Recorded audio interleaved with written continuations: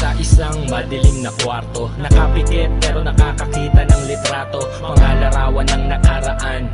Tulad ng isang anino na palagi kang sinusundan, ganun pa man sarili ko'y nakakapanibago. Nangyari lang naman ito nung wala na tayo, at buti na lang ay merong pampulang kabayo at sigarilyo na kasing taba ng tabako. Noon ang tabako kaso biglang pumayat, hindi sa walang makain, inisip ko lang lahat. Inisip ko paulit-ulit, bakit ka naging masungit? Bakit kailangan gumawa ng dahilan upang magalit? Para may mapag-usapan at may mapag-awayan, hihingi pa rin ng sorry kahit di ko kasalanan. Tinatanggap ko yan dahil ako'y nagmamahal. Handa kong ibigay lahat upang tayo ay magtagal.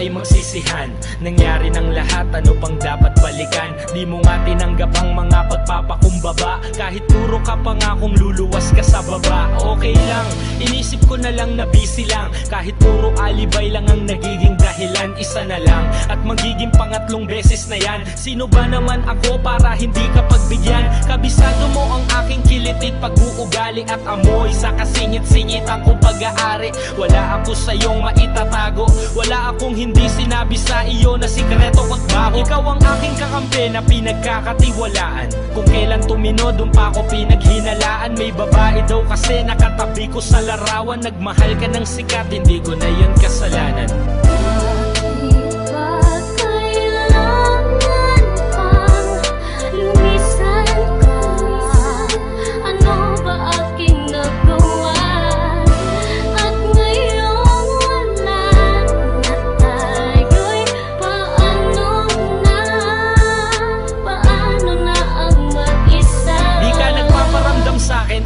Ano na tayo? Paano pa mabubuo ang plano kung galit pa tayo? Ilang tulog na lang, magtatatlong taon na tayo, tapos sasabihin mo sa akin ngayon wala na tayo. Ang bilis mo magpasya, bakit meron na bang iba? May ibang lalaki na ba sa iyo'y nagpasaya? Mabilis ka magtiwala sa hindi mo kilala, at ilang beses mo na akong pinagmumukhang tanga. Inisip ko kung isip bata o ganyan ka talaga, at ang ating relasyon di mo binigyang halaga. Masaya kang gumigimik na kasama mo sila, habang ako'y naghihintay ng text mo kahit na isa. Ngayon sino ba sa atin ang lubos na nawalan? Nagseryoso na nga, bakit nakuha pang saktan? Parehas ang kinahiligan natin at nagustuhan, at wala kang dahilan upang di maintindihan. Sana naging masaya ka nung panahon na tayo pa, dahil wala kong hinangad kundi ang lumigaya ka. Hanggang dito na lang siguro, at palagi kang mag-ingat. Isipin mo na lang na di nangyari to lahat. Paalam.